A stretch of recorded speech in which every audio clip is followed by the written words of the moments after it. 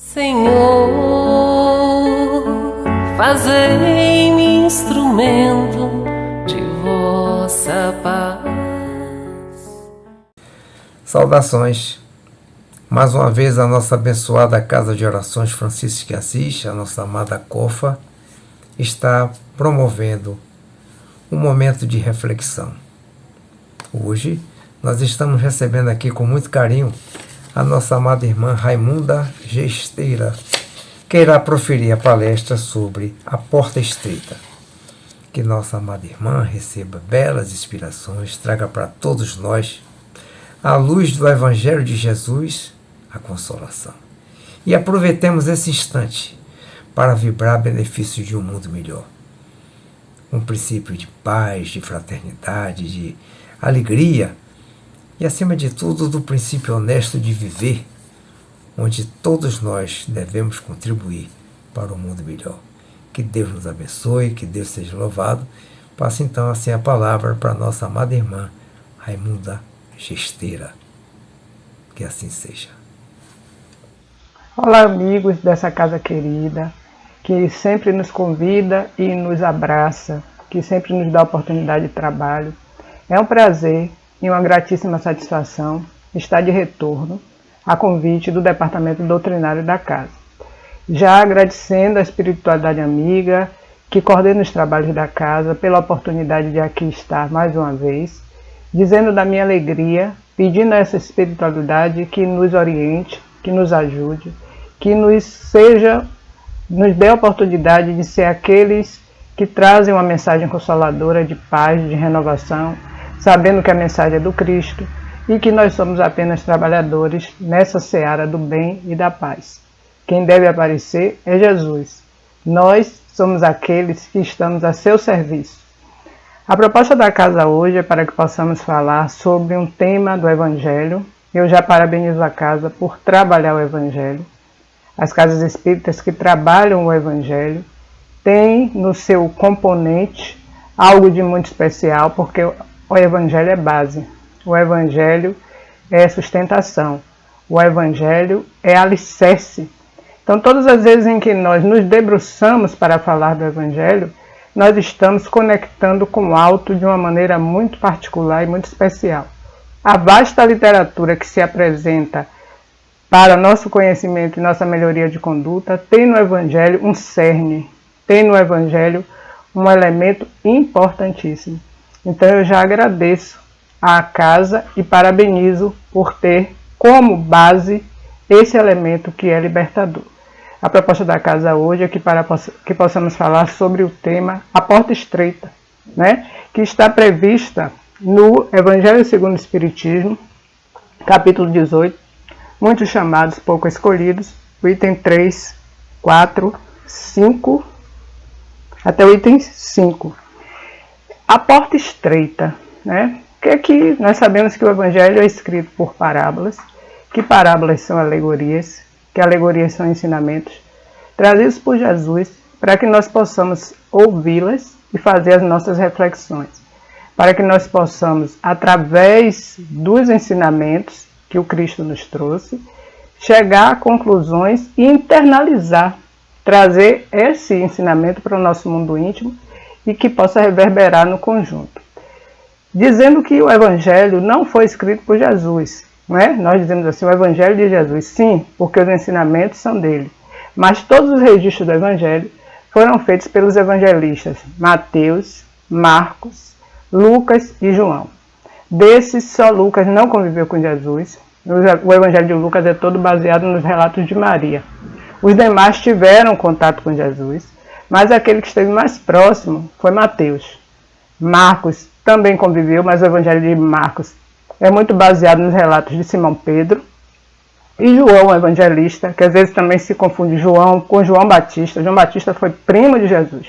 João Evangelista foi aquele que esteve também como seguidor, no sentido de estar no grupo dos apóstolos, era o mais jovem apóstolo, e é aquele que vai fazer um evangelho muito simbólico, O Evangelho de João é muito cheio de símbolos, o que na comunicação nós poderemos trazer para a semiótica, né, de uma linguagem com muitas formas de se observar, muito particular, e o verbo se fez carne.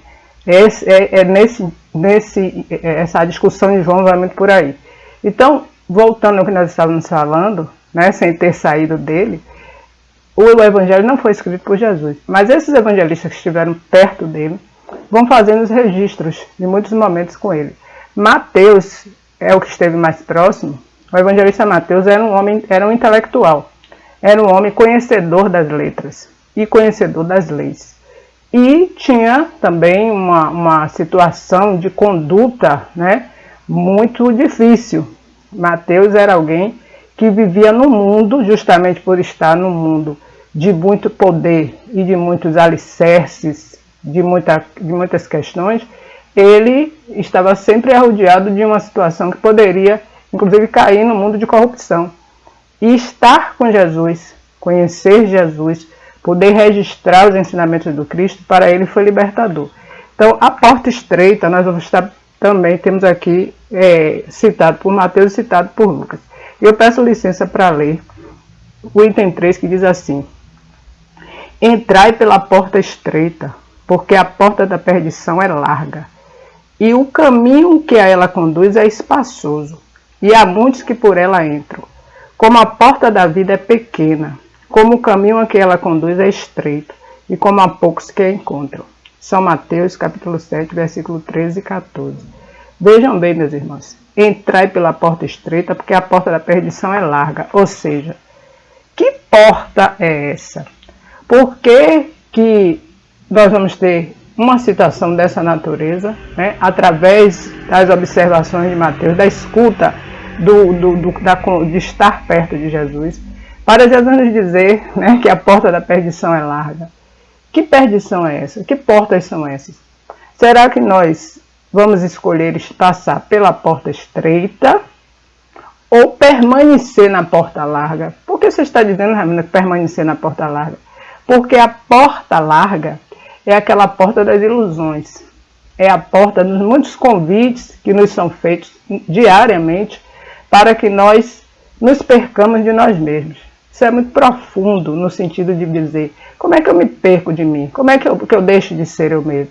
Quando as ilusões do mundo, quando as ilusões da vida passam a ser verdades nas nossas vidas e nos tiram do eixo, nos tiram do caminho do bem, do caminho da paz, nos tiram de uma conduta reta. O que é uma conduta reta? É ser santo? É ter uma auréola em volta da cabeça? Não, porque nós sabemos que se fôssemos santos e tivéssemos essas auréolas, nós não estaríamos aqui no mundo de provas e expiações caminhando para a regeneração. Já seríamos espíritos celestes ao lado dos espíritos como o Dr. Bezerra de Menezes, né? Como um Chico Xavier, que pela conduta e pela forma de ser, muito provavelmente pode estar nos mundos felizes e talvez até no mundo celeste, devido à moral ilibada e a um homem com tantas virtudes muito maiores do que os defeitos, né? Então, quando ele diz assim, entrai pela porta estreita, porque a porta da perdição é larga, e o caminho a que ela conduz é espaçoso, e há muitos que por ela entram, ou seja, não existem muitos caminhos para se chegar em algum lugar. Como a porta da vida é pequena, como o caminho a que ela conduz é estreito, e como há poucos que a encontram. Essa vida aqui também, né? Esse nosso dia a dia, ele diz assim, como ela é pequena. Por quê? Porque muitos de nós escolhemos estar em lugares difíceis. Muitos de nós escolhemos estar em lugares tóxicos. As causas atuais das aflições, né, que estão previstas no capítulo 5. Ah, Raimunda, você acha que eu vou escolher estar num lugar ruim? São escolhas muitas vezes inconscientes, né? Por exemplo, eu tenho hoje uma tarefa na casa espírita onde eu laboro. Eu tenho hoje uma tarefa no grupo de trabalho, que necessariamente pode não ser a casa com as suas portas materiais, mas eu posso ser alguém de um grupo que faça um trabalho social de assistência aos moradores de rua. Eu posso ser alguém que esteja num caminho de trabalho onde eu estou sendo conduzido, né, para as boas ações. E aí eu vou escolher nesse dia e nesse horário ir para alguma festa. Ah, você está dizendo, Raimunda, que eu não posso participar de festas, que as festas são erradas? Não, não é isso que eu estou dizendo. Eu estou dizendo que quando nós assumimos o compromisso, primeiro com a nossa consciência, né? O voluntariado é algo que nós nos convidamos a estar. Ninguém vai na nossa casa nos buscar para ser voluntários em lugar nenhum. É uma escolha que nós fazemos. Então, se eu escolho estar voluntário em uma atividade de qualquer natureza que envolva lidar com o outro, estar com o outro, colaborar com o outro, e neste dia e nesse horário, eu também escolho estar dos muitos convites da vida, eu também escolho ir para muitos lugares, eu preciso pensar de fato e de direito o que eu quero, o que eu desejo, né? O que eu verdadeiramente estou tentando construir no meu mundo íntimo. Por quê? Porque a minha presença não é que ela seja indispensável em um grupo, mas ela é importante. O grupo já conta com a mão de obra de Raimunda. O grupo já conta com a colaboração de Raimunda. E aí Raimunda simplesmente resolve naquele dia e horário fazer outra coisa. Não é que não existam exceções. De repente é um dia, naquele dia em que nós estamos comprometidos com uma determinada tarefa, tem uma situação de família, né? Tem algo lá que é muito importante, onde eu preciso realmente estar presente, e o corpo não ocupa dois lugares, conforme nos diz a física, exceto se eu sou médio de bicorporeidade, que eu vou estar de um lugar e em outro, certo? Eu vou ser visto nos dois lugares, mas existem exceções.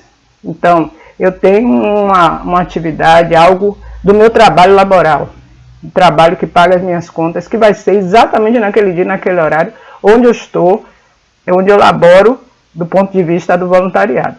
Eu vou precisar me ausentar, ok. É algo, tem alguma questão de família, que eu preciso estar presente naquele dia, ok. Eu não estou bem de saúde, não estou com a saúde fragilizada e não estou por aí. Tudo bem, mas sempre no mesmo dia e no mesmo horário em que eu me propus a fazer uma atividade, eu tenho outras, que são os convites do mundo.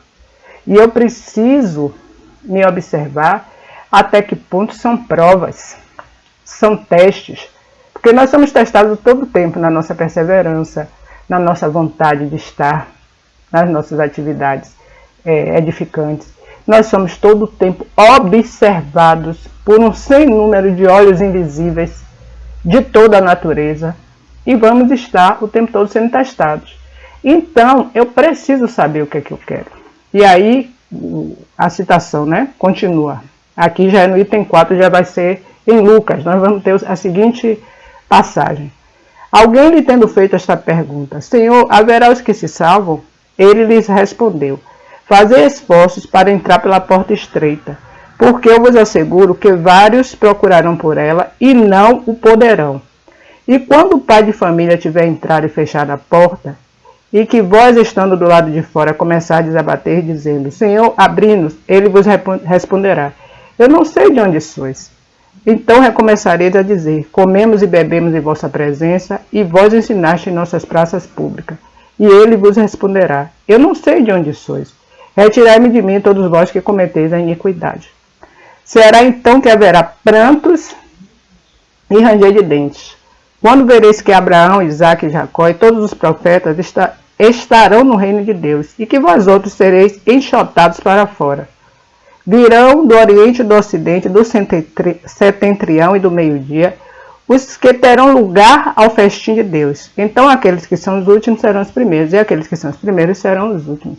São Lucas, capítulo 13, versículo de 23 a 30. O que é isso? O capítulo, né, que é o capítulo 18, cujo título é Há muitos chamados e poucos escolhidos, até a interpretação do capítulo, do título, para nós às vezes é equivocada. Porque quando nós não entendemos o chamado de Jesus, a proposta do Cristo, eu já ouvi muitas vezes algumas pessoas dizerem assim: oh, Jesus escolhe uns em detrimento de outros. É um processo de exclusão? Não. Muitos chamados e poucos escolhidos. Ou seja, todos nós somos chamados, todos, a servir o Cristo. Mas quem se escolhe para fazê-lo? Quem se voluntaria para estar nesse lugar? Né? Então, quando essa porta, essa citação aqui de que chega-se na porta do céu, e toda essa questão que envolve de que bateu e entrou um, e não entrou outro, que é isso? Que é isso? Que processo é esse? O que vai abrir, inclusive, essa porta estreita são as nossas virtudes. Como assim, Raimunda? O que eu faço de bem? O que eu trabalho comigo no sentido de depurar as minhas más inclinações, de depurar os meus vícios morais, que são orgulho, vaidade, prepotência, egoísmo, cólera, que estão previstos no Evangelho também. Né? Porque o que acontece? Esses vícios, todos nós temos em algum grau, de alguma maneira. Não os tivéssemos, como eu disse anteriormente, já estaríamos nos mundos celestes, nos mundos felizes. Né? Mundos felizes na escala espírita, mundos felizes e mundos celestes. Mas, à medida que nós vamos aprendendo, nos educando moralmente, ou seja, trabalhando esses elementos para que sejam depurados, nós vamos galgando degraus para entrar por essa porta estreita. E isso é um processo interno. Isso é um processo individual. Nenhuma casa, nenhum lugar, nada vai nos ensinar como fazê-lo. Ninguém vai nos dizer como resolver uma questão dessa natureza no externo se eu não resolvi o interno. Ninguém vai me ensinar a ser menos egoísta, menos autoritário, menos prepotente. São os reveses da vida. São as experiências onde eu vou entender que eu preciso me colocar no lugar do outro para entender o processo onde as dores que eu tenho, o outro também tem. A compaixão. Né? Fala-se muito em empatia. É uma linguagem da moda, é uma linguagem da psicologia, é uma linguagem do cotidiano hoje. Nós precisamos ser empáticos. A empatia nada mais tem a ver do que essa compaixão, esse entendimento do outro, esse entendimento de que meu espaço termina onde começa o do outro, de que eu tenho necessidades da alma que precisam ser respeitadas e que o outro também tem. Então, quais são as minhas escolhas? Porque quando se fala de reforma moral, de valores morais, de crescimento, alguns de nós têm um entendimento equivocado de que nós estamos falando de moralismo, que é outra coisa, não tem nada a ver uma situação com outra. O moralismo está no âmbito das questões de ordem comportamental, de preconceito, sabe? Onde, olha, tá vendo? Essa pessoa é uma afetiva, absurdo, o homem foi feito para a mulher. Isso é um comportamento moralista, é um comportamento do âmbito das minhas convicções deturpadas. Nós estamos falando de conduta moral, ou seja, vícios e virtudes. E o Evangelho prevê, justamente o Evangelho é o grande educador de sentimentos. O Evangelho é o grande educador de almas. O Evangelho é aquele instrumento que eu preciso entender que ele me traz uma grande terapia da alma. Mas eu quero fazê-lo. Eu entendo que enquanto ser no mundo de tantos convites, de tantas seduções, eu posso estar no mundo sem me contaminar pelas questões do mundo. Como assim, Raimunda? Eu vou ser um ser transparente? Não. Eu só vou me contaminar pelas más influências se eu quiser deixar que essas más influências me contaminem, de toda a ordem. Porque eu me contamino no material, com aquelas pessoas que eu vou me afinizar nas questões, né, moralmente contrárias aos princípios divinos, e vou sintonizar também com o mundo extrafísico, com o mundo espiritual. Por quê? Porque os espíritos estão muito, né? Nós somos espíritos encarnados, e aqueles que estão no plano do alto, aqueles que estão no mundo espiritual, eles vão se afinizar com quem abre sintonia para eles. A questão da vibração, né? Então, eu preciso fazer as minhas escolhas e preciso ter responsabilidade sobre elas. Então, quando ele diz aqui: será então que haverá prantos e ranger de dentes, quando vereis que Abraão, Isaque, Jacó e todos os profetas estarão no reino dos céus, e que vós outros sereis enxotados para fora. Esses profetas, não é porque eles sejam magnânimes e não tenham defeitos, é porque a simbologia desses profetas, dessas figuras, que fizeram um movimento com eles de autodepuração. Não é para nos dizer que quem vai passar pela porta estreita são os santos. São aqueles que não têm nada a responder da sua conduta. Não é isso. É para nos dizer que aqueles que fazem um esforço diário, aqueles que se trabalham no sentido do bem, aqueles de nós que estamos entendendo qual é a mensagem do Cristo para trazer para a nossa reforma moral, esses vão passar pela porta estreita. Porque a partir do momento que nós nos educamos na vida, no mundo, nas relações, nós vamos fazendo o caminho pelo melhor. E qual é o melhor? Aquele lugar onde eu deito com a minha consciência tranquila. Onde eu inicio o dia entendendo que eu sou um ser criado por Deus, com erros e defeitos, que eu cometo equívocos, mas que eu sou também um ser com potências da alma trazidas por esse Deus para fazer com que essas virtudes cada dia melhorem mais.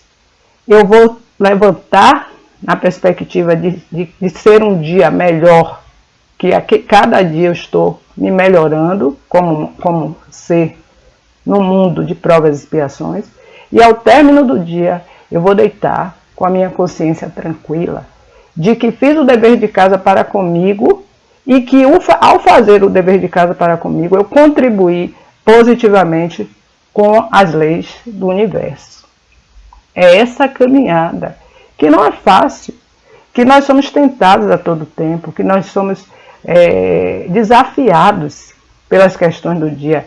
Levantamos muitas vezes numa família de muitas dificuldades morais, não, porque quando a gente fala de dificuldade, a gente só fica pensando na dificuldade material, na falta do dinheiro, na falta do emprego, na falta de determinado elemento da matéria que eu gostaria de ter e não consegui ter ainda. Mas nós não pensamos nas dificuldades morais, naquele desafio, muitas vezes, na nossa família, que ao despertar e ao levantar da cama e ao iniciar o dia, eu vou iniciar numa relação tóxica, numa relação onde as pessoas não se cumprimentam, onde o ódio prevalece, onde a disputa financeira pela herança é latente, onde todos estão um vigiando o outro para ver quem primeiro vai se sobressair. Isso existe nas famílias? Existe. Nós passamos por isso? Passamos. Então, o primeiro desafio, muitas vezes, é ao levantar no nosso lar, na nossa casa, no nosso meio. E ali nós vamos sair e vamos para o desafio da rua, num trânsito confuso, onde qualquer situação, o orgulho e a vaidade prevalece e eu não posso passar na frente do outro com o meu carro, e se o outro também passa na minha frente, muitas vezes eu não gosto, me sinto ofendido e construo um problema. Olha a nossa luta diária. E eu consigo chegar no meu trabalho laboral. E ao chegar no meu trabalho laboral, eu vou encontrar aqueles que não gostam de mim e aqueles dos quais eu não gosto.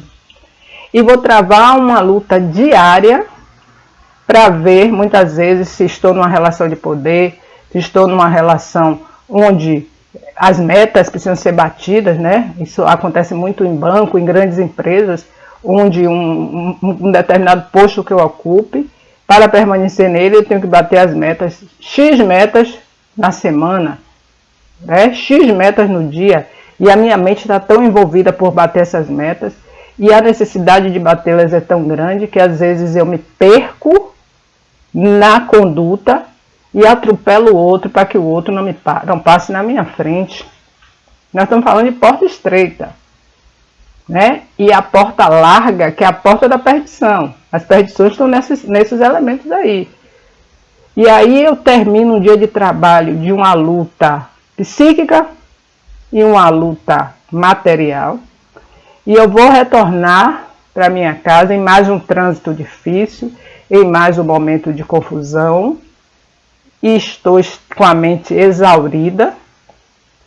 E eu me lembrei hoje de falar tudo, de fazer tudo, menos uma prece de agradecimento na hora em que eu me levantei, de agradecimento por estar encarnado, de agradecimento por estar na família que eu estou, ainda que com toda a toxicidade que ela tenha, porque eu também, por fazer parte dela, eu posso ser o elemento tóxico nesse conjunto. Eu me esqueci de fazer uma prece para agradecer que eu estou indo para um trabalho, que é um trabalho difícil, que é um trabalho de muitos desafios, mas eu estou tendo um trabalho, quando tantos outros não têm. Eu me esqueci de fazer uma prece para agradecer pelo final do dia, onde eu consegui estar com todas essas questões e consegui estar ali e dar conta de boa parte delas, se não todas. E estou voltando para minha casa, para um teto que me abriga, quando muitos estão na rua, sem ter um teto que o abrigue, sem ter um alimento que possa matar a fome do corpo, sem ter alguém que lhe diga, acredite no alto, porque a fome da alma a gente pode alimentar com a oração. E a fome do corpo, vamos vencer o egoísmo do outro para que o alimento nos chegue. Estamos falando de porta estreita, de muitos chamados, poucos escolhidos. E aí o Espírito e aí nós continuamos tendo aqui a citação, a gente vai para no item 5, nós vamos encontrar o seguinte: a porta da perdição é larga, porque as más paixões são numerosas, e o caminho do mal é frequentado pela maioria. Isso é muito profundo. O caminho do mal é frequentado pela maioria, ou seja, eu escolho estar onde, que caminho eu estou percorrendo. Como é que eu, enquanto ser vivente, ser pensante, né? Muitas vezes eu escolho um caminho dito fácil para alcançar os meus objetivos. Eu vou encontrar 9 pessoas para me chamar para o caminho do mal e uma para me chamar para o caminho do bem. Eu preciso seguir essa uma. Porque esses 9 já estão perdidos no seu próprio véu de ilusão, que está cobrindo seus olhos. Eu serei mais um para somar esse número. Quando nós observamos aí nos meios, nas redes sociais, né? As redes sociais que nós precisamos ter muito cuidado, porque é muito sedutora, pode ser uma porta de perdição, né? Porque nós estamos aqui falando de muitas questões da matéria, e olha aí um caminho perigoso, que se eu não souber lidar com ele, eu viro refém da imagem, eu viro refém dos muitos convites que são colocados ali, das ditas curtidas que eu preciso ter para me sentir no ápice. É um caminho de perdição, se eu não deixar que esse meio me controle. Alguns de nós dormimos e acordamos olhando as curtidas das redes sociais, olhando quantas postagens X pessoas fizeram e eu só fiz tanta. E eu não. Olha quais são os meus objetivos na vida, né? O que é que eu traço para mim? O que é que eu preciso? O que é que meu ego precisa para ser alimentado? Que não muitas curtidas e comentários positivos sobre mim. Alguns de nós nos debruçamos nas redes sociais para falar mal da vida do outro, para dar os piores conselhos existentes, para dizer que aquela roupa que nós estamos na foto foi a roupa mal escolhida, para dizer que aquela pessoa que está na foto conosco tem tal característica, que poderia estar mais bem maquiado. Vejam a perda de tempo, o desgaste de energia, mas nós fazemos isso. Quando ele diz aqui que ele diz, a porta da perdição é larga, porque as mais paixões são numerosas e o caminho do mal é frequentado pela maioria, esse é um caminho do mal. Eu sou uma pessoa maledicente, né? A maledicência é um veneno. Então eu crio uma teia de fofoca, de intriga, eu envolvo o nome das pessoas. Isso acontece em todos os lugares, inclusive na casa espírita. Por que eu estou dizendo inclusive? Porque é o ambiente onde nós entendemos que nós deveríamos estar aí para nos tornar melhores. Que nós deveríamos estar para que esses vícios pudessem ser melhores administrados, trabalhados, depurados. E às vezes a gente dissemina discórdia no grupo de trabalho do qual nós fazemos parte, né? Eu falo de Maria, que fala de João, que fala de Teresa. Cuidado, porque quem fala de Chico fala de Francisco. E isso é muito perigoso, é porta de perdição. A maledicência é uma teia. É algo que quando a gente percebe, a gente está envolvido. E para sair, demanda tempo, porque nós queremos dar uma resposta. Aí vem aquele amigo que vai dizer assim, olha, não é por nada não. Aí a pessoa chega a fazer assim, ó, não é por nada não. Que bota a mão na... Saiba que ali não vem nada que sirva. E são testes. São testes, porque eu começo, né, eu me ofendo e eu quero mandar resposta. E aí eu digo a esse que veio me dizer que aquilo está errado, eu fico tentando dar uma resposta. Se eu tenho minha consciência tranquila, eu preciso fazer o que o Espírito Joana de Ângeles nos orienta. Silencie e aguarde. É fácil silenciar diante de uma calúnia? Não. É fácil silenciar diante de algo que nós sabemos que nós não temos nada a ver, mas nosso nome foi envolvido? Não. Mas é necessário aguardar o tempo. Que não é meu tempo, é o tempo de Deus. Porque a verdade sempre aparece. Cada vez mais, meus amigos, eu estou convencida disso. Nesses anos de labor, no trabalho material, no trabalho espiritual, a quantidade de situações que eu já tive a oportunidade de ver, de vivenciar, né, de estar presente e de observar, me dá plena certeza da mão do divino. Que a verdade tarda, mas não falta, a justiça tarda, mas não falta. A justiça dos homens é falha, mas a de Deus é perfeita. Então, nós estamos falando de portas de perdição. E nas portas de perdição, todos esses elementos são elementos tóxicos. E aí, na mensagem, nós vamos encontrar o seguinte. A porta da perdição é larga, a da salvação é estreita, porque o homem que quer transpô-la deve fazer grandes esforços sobre si mesmo para vencer as suas más tendências. E pouco a isso se resignam. É o complemento da máxima, há muitos chamados e poucos escolhidos. Ou seja, olha o que ele diz aqui. Nós precisamos fazer muitos esforços conosco. Não é com o outro. Porque muitas vezes nós ficamos nessa seara de fazer com o outro. Porque o outro tem que fazer. É o outro que está me prejudicando. É o outro, é o outro, é o outro. E que celeiro eu estou dando ao outro para chegar onde ele chega? Por que eu permito que uma história tenha determinados capítulos, né? Porque às vezes tem situações que são capítulos. Cada dia é uma novidade, né? E eu estou no meio daquilo ali. Por quê? Porque meu espírito se alimenta daquilo. É a mesma coisa que esses programas terríveis que são passados aí, cada dia com requinte de mais crueldade, de mais nuances ruins no horário do almoço, né? Supostamente numa imprensa, numa mídia que está muito preocupada em nos trazer informação, mas eu preciso observar que o nível da informação precisa ter uma escuta sensível.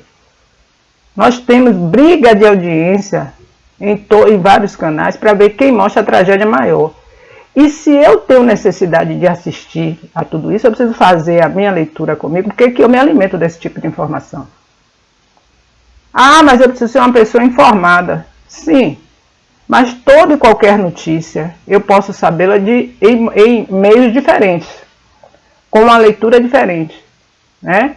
Pode-se dar uma notícia trágica, uma notícia bombástica, com a ética e o princípio trazido pela comunicação, sem construir, inclusive, imagens de constrangimento para quem está envolvido. E se eu preciso o tempo todo estar assistindo, comentando, trazendo para meu meio esse tipo de situação, eu tenho algum componente no meu mundo íntimo que se alimenta disso. Então, olha como são os caminhos, né? Eu me escolho para quê? Tem tanta coisa boa nas redes, mas eu não assisto. Tem tanto programa bom, tanta mensagem positiva, tanta gente falando de empreendedorismo de uma forma que estou sem emprego, ou sou aquele empregador que precisa mudar meus conceitos, ou sou aquele trabalhador que precisa me renovar.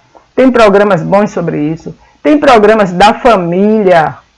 Ah, Raimunda, isso é preconceito, é proselitismo. Não, tem programas bons para assistir em família, para dar risada em família, né? Para viver bons momentos. Tem programas bons para dividir com os amigos. Tem muita coisa boa na rede e na TV, mas também tem muito lixo.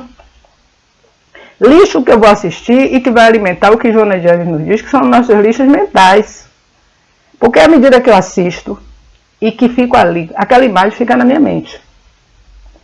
Eu vou dormir e eu sonho a projeção do dia, que muitas vezes também pode me levar, porque o momento do sono é o momento onde nós estamos mais suscetíveis, onde o nosso espírito viaja, né? E nós ficamos presos pelo cordão de prata. É aí que, por isso que o corpo, né? O corpo material não desprende do espiritual, porque se esse cordão de prata se rompe, eu parto para uma outra esfera, né? Então nós temos N possibilidades de estar bem, mas eu escolho estar no lugar e no momento ruim. E é por isso que ele diz aqui, a da salvação estreita, porque o homem que quer transpô-la deve fazer grandes esforços sobre si mesmo para vencer suas más tendências, e pouco a isso se resignam. É o complemento da máxima, há muitos chamados e poucos escolhidos. E diz mais, tal é o estado atual da humanidade terrestre, porque a Terra, sendo um mundo de expiação, o mal nela predomina. Isso é muito forte. Quando ela estiver transformada, o caminho do bem será o mais frequentado. Essas palavras, pois, devem entender-se em seu sentido relativo e não no sentido absoluto. Se tal devesse ser o estado normal da humanidade, Deus teria voluntariamente voltado à perdição a imensa maioria de suas criaturas. Suposição inadmissível desde que se reconhece que Deus é todo justiça e todo bondade. Ou seja, eu preciso entender, né, que esse caminho, essa questão da perdição, porque alguns de nós, às vezes, assim, é vontade de Deus. Esse é outro discurso que a gente precisa ter muito cuidado. Ah, isso está acontecendo, é vontade de Deus. Isso tá acontecendo. A vontade de Deus é uma vontade a ser respeitada. Mas por Deus ser inteligência suprema, Ele nos dá também a capacidade de raciocínio, de reflexão e de que caminhos eu quero tomar para mim. Aí ocorre algo que eu tive uma participação muito direta para acontecer, e aí eu digo assim, isso foi pela vontade de Deus. Eu fiz tudo o que eu podia fazer, mas, infelizmente, Deus quis que fosse assim. Não é isso? Olha como são as situações. Agora, acontece alguma questão que eu ganho os louros da vitória, que eu sou top de linha, aí os méritos foram meus. Ou seja, o que não deu certo aconteceu pela vontade de Deus. E o que deu certo do ponto de vista das minhas necessidades e vontades foram méritos meus.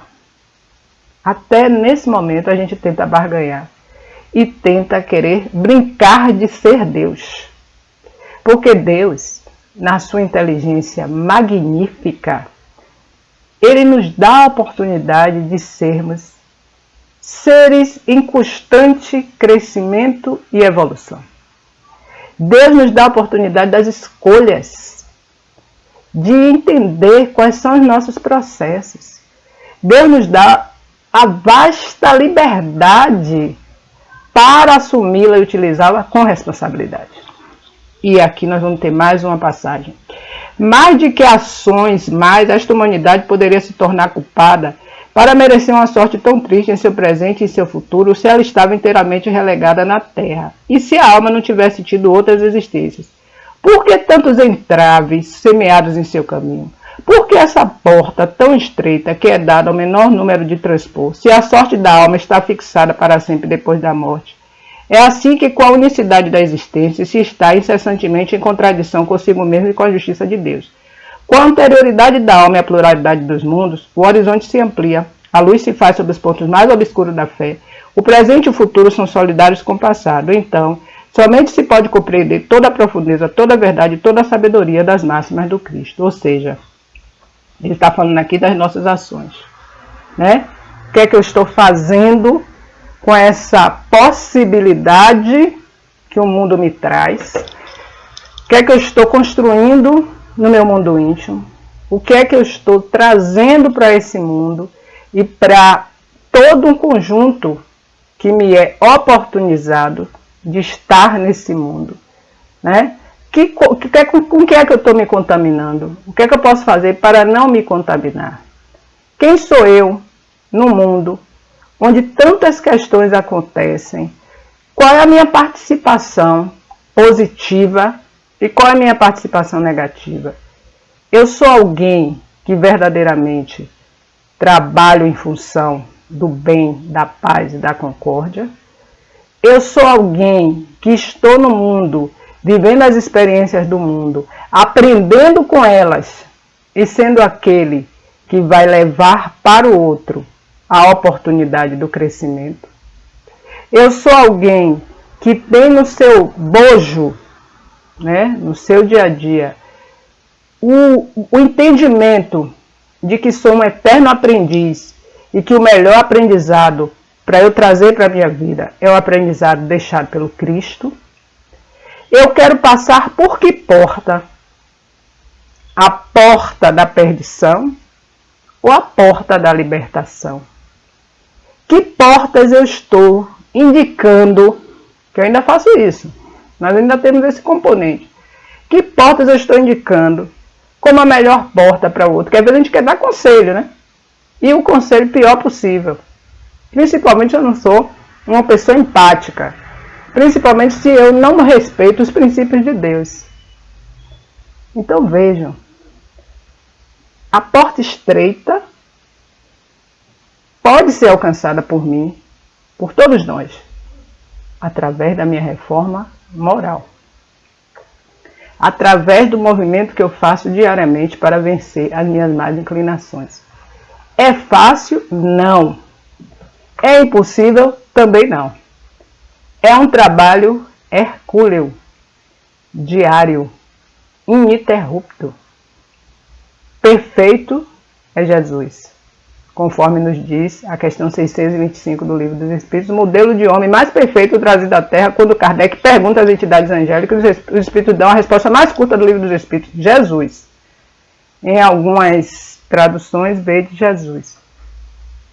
Mas ele é o modelo e guia. Ele é o caminho a ser seguido. Eu quero seguir Jesus. Eu quero seguir outros convites que não vão me levar a lugar nenhum. E que eu fico o tempo todo tentando, né, trazer como um elemento importante na minha vida. Quem é que eu quero seguir? Essa obra de Joana, Amor Imbatível Amor, nos fala do amor como libertação. Nos fala que o perdão é um antídoto, né, para a culpa e para os venenos da alma. E nos traz muitos exemplos dos nossos adoecimentos morais. Por que a gente está falando dessa obra, que é da série psicológica? Porque esse trabalho de melhorar o mundo íntimo para passar pela porta estreita é um trabalho de renovação e um trabalho terapêutico. E Joana é a grande terapeuta da alma. O maior é Jesus, mas Joana é um espírito que nos ajuda muito. E aqui nós vamos encontrar também boas referências. Primeiro o Evangelho, que é nossa referência do dia. O meu está bem velhinho, significa que ele não sai da minha mão, eu utilizo muito. E essa obra de Joana também. Para concluir, eu gostaria de deixar uma mensagem aqui do Espírito Emmanuel, que para passar pela porta estreita nós estamos numa eterna busca, né? E o nome do texto é Que Buscais? E ele diz assim, abre aspas, e Jesus, voltando-se, vendo que eles o seguiam, disse-lhes, que buscais? João, capítulo 1, versículo 38. Esta simples indagação do Senhor aos 2 discípulos que o seguiam é dirigida presentemente a todos os lidadores do Espiritismo diante da Boa Nova renascente no mundo. Boa Nova, o Evangelho é Boa Nova. Ao obreiro modesto da assistência fraternal, exprime a voz superior a reclamar-lhe os frutos da colheita do bem. Ao colaborador da propaganda doutrinária, representa a interpelação incessante acerca da tarefa de resguardar a pureza dos postulados que consolam e instruem. Ao orientador das assembleias de nossa fé, é a pergunta judiciosa quanto à qualidade do esforço no cumprimento dos deveres que lhe competem. Ao servidor da evangelização infantil, surge a interrogação do Divino Mestre qual brado de alerta relativamente ao rumo escolhido para a sementeira de luz. Ao portador da responsabilidade mediúnica, inquire Jesus pela aplicação dos talentos que lhe foram confiados. Ao aprendiz incipiente da oficina espírita cristã, constitui adequada sindicância quanto à sinceridade que traz consigo, alertando-o para os deveres justos. A cada criatura que desperta em mais altos níveis da fé raciocinada, soa a interpelação do Senhor como sendo convite às obras em que se afirme a caridade real. Assim, escuta no íntimo, em cada lance das próprias atividades, a austera palavra do condutor divino, convocando-te à coerência entre o ideal e o esforço, entre a promessa e a realização. Analisa o que fazes, observa o que dizes, medita em torno de tuas aspirações mais ocultas, que respostas forneces à indagação do Senhor. Quem segue o Cristo, vive-lhe o apostolado.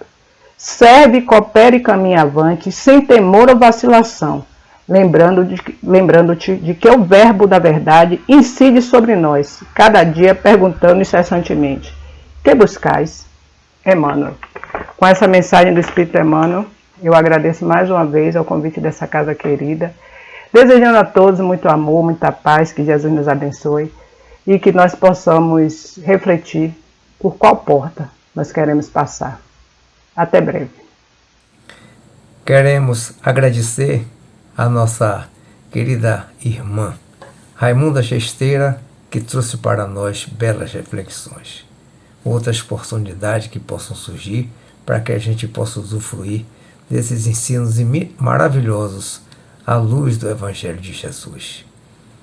Que Deus nos conceda a graça, a paz e que tenhamos mais uma vez essa oportunidade para exercitar os ensinos de Jesus e que tenhamos também a consciência de internalizar esses ensinos em cada um de nós. Paz e luz para todos.